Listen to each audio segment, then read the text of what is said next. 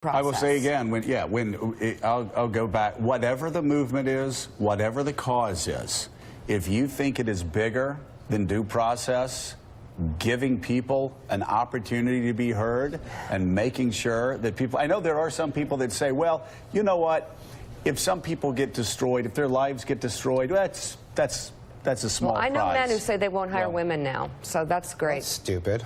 Yeah. Well, what would you do if someone could just say, Sam touched me inappropriately? You need to have an atmosphere that's open to women coming forward. So, Sam, what happens 20 years from now? What happens 20 years from now, Sam? Where somebody says, I worked with Sam Stein at the Huffington Post, and we were having drinks one night, and he put his hand on my leg. What happens in this environment? 20 years from now, you're fired. Well, I'll say I work at the Daily Beast. I know, but back when, back when you first started at the Huffington Post, that's the environment we're in now. I want to go back to my original point, which is I don't think there is, I agree that there is a really difficult problem here of due process, and it needs to be, whoever is accused, it needs to at least have their point heard and the ability to face their accusers, which is due process, the essential element of due process. I worry, and I just want to make sure, like, that you allow an environment where the actual victims here are still able to come forward and say, you know what, this happened. Yeah. And this is difficult. I mean, with the problem with Al, in the end, was that he had a series of incidents where he was grabbing people's butts. That doesn't say he shouldn't get due process. Is there a picture of that? He admitted that it likely happened. So I just want to be clear. The problem that Al faced was Al's own making. Yeah. Now, the secondary problem was what happens when those things come out into the fore. In that case, Al did deserve to have, I don't know why I keep calling him Al, Senator Franken did deserve to have due process. But let's not act like the system screwed him. He screwed himself. That's all I'm saying. Mika, the changes... By the way, we're at 6:30. We had, a couple of weeks ago, we had this conversation. We had members of Congress on and said, why not go through the ethics process with Al Franken? And the answer was the process is flawed and it favors members of Congress. And that very well may be true, but it's the process you've got. Yeah. So you don't throw out due process altogether. I think the process itself is what we need to be talking about before we talk about the men, because the process needs to be, it's going to be complicated. But I think women feel that they are maligned and mistreated through the process, and therefore they're afraid to step forward. So we need to look at the process. But right now, any woman can say anything, and a man's career is ruined. Now, a lot of women can say things that are true, and their career should be ruined. By the way, but the problem is hold on, that any woman can say anything, and that's it, it's over. Is that how we're running businesses now? There is a reporter whose name I will not mention, a very good reporter who was called in, was not told what he was accused of by an anonymous person, and he was immediately dismissed. So not only do you not get to face your accuser, in this case, you don't even get to know what the charges are against you. So when you hire a lawyer, you can't defend yourself. And again, if this is where this movement takes us, this is very dangerous, and not just dangerous for men. This is dangerous for everybody. This is why the solution is in a more transparent workplace, in open-door policies, in ways that prevent these types of things from ever happening. It's why we have to look at how we do business. We have to make hard changes, and we have to, pull back a little bit. Some of the ideas I've had in the past have seemed a little bit like Elizabethan times or something, but you know what? We have to prevent the possibility. Instead of having some HR office that you run to after and you're cowering in there, you don't want to show your face, and you think no one will believe you. That's a problem. I totally understand what women face here. I just also I'm stricken. I'm chilled by some of the cases I'm seeing now of people being run out of their jobs, bankrupted, and absolutely no due process. Government efforts to increase the number of women working in employment.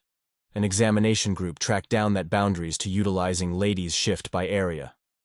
Physical segregation is impractical for service sector businesses, while labor-intensive businesses prefer male employees.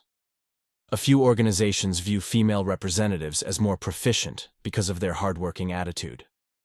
However, retaining female employees is a challenge for nearly 40% of businesses, or is anticipated to be difficult, leading to increased expenses and diminished institutional knowledge.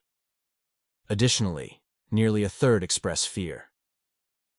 Expanded work assessments and investigation over female explicit guidelines on the off chance that they employ ladies. One of my coworkers came at me today because apparently she just couldn't take it anymore. She was like, "Brandon, I have to say something. I noticed you don't use any African American women in your videos. What are you trying to pull? Like, we all know that there are black single moms out there." I said, "Yes, there are plenty of black single moms out there, Vanessa. But front camera, crying, adding music, and you posting it? I don't think so." We have all witnessed the layoffs of thousands of employees over the past couple of years at companies like Facebook, Amazon, Microsoft, and Twitter. The consequences of COVID on organizations became evident when they recognized they had hired excessively during the pandemic.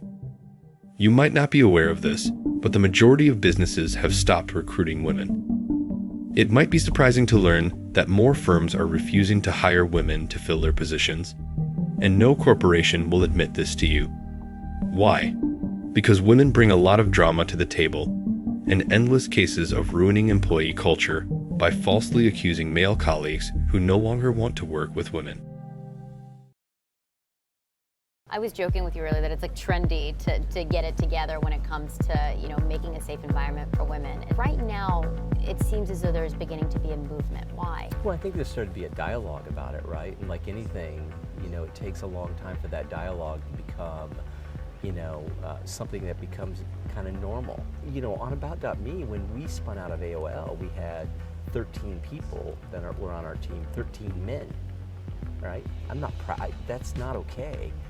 To fast forward today, we have 11 women and, we have 14 men, right? So we have a team of 25. So we didn't make it like a mantra internally, because I think that diminishes somewhat. Then, we're only hiring whatever. But I, as a CEO and as a leader and as a founder, it's something that I uniquely could impact. And I had an eye towards it in a very quiet way. We have navigated, right? And we made sure that we had great candidates, both for men and women. And then when we've had opportunity to grab like incredibly professional, seasoned, accomplished, talented women, like we've done it. Like we've created an environment where they're gonna feel comfortable, right? We don't have Nerf guns in our office, our silly startup culture. Like, Like we're not sending out all these, signals of this is a dude frat party. Sometimes founders don't even realize it may be a place with all Nerf guns and it just feels like a dude frat party. Like, do you have women advisors? Do you you guys have conversations Yeah, we have with conversations. other founders? You read, you pay attention to it. It's something that at my station of life, my age, like it's inexcusable to not have your ears open and to dive in and be knowledgeable, like what's happening. So we ask, one of my partners just did a great thing where he asked some of the female founders of true portfolio companies, what's that like pitching us? What are the things that we, haven't been sensitized to, because we're all guys, right? So let's okay, so let's open up and let's think about, listen, we have a long list and we are so far from where we need to be. But I'm really proud of the ability for our team to open up and listen to it and then figure out what we want to go do about it. A few organizations wonder whether or not to employ ladies because of worries about their women's activist tendencies, dreading they might upset work environment concordance and focus on private plans over aggregate objectives. This inclination prompts inconsistent treatment, minimization, undervaluation of commitments, and restricted headway valuable open doors for ladies. Such perspectives sabotage variety and incorporation endeavors, smother advancement and efficiency, and prompt organizations to pass up important insights. Gender discrimination also hurts the company's reputation and reduces confidence among investors and customers. And that concludes today's discussion on MGTOW Voice. Don't forget to like, subscribe, and hit that notification bell to stay updated on future videos. Share your thoughts in the comments below, and I'll see you all in the next video.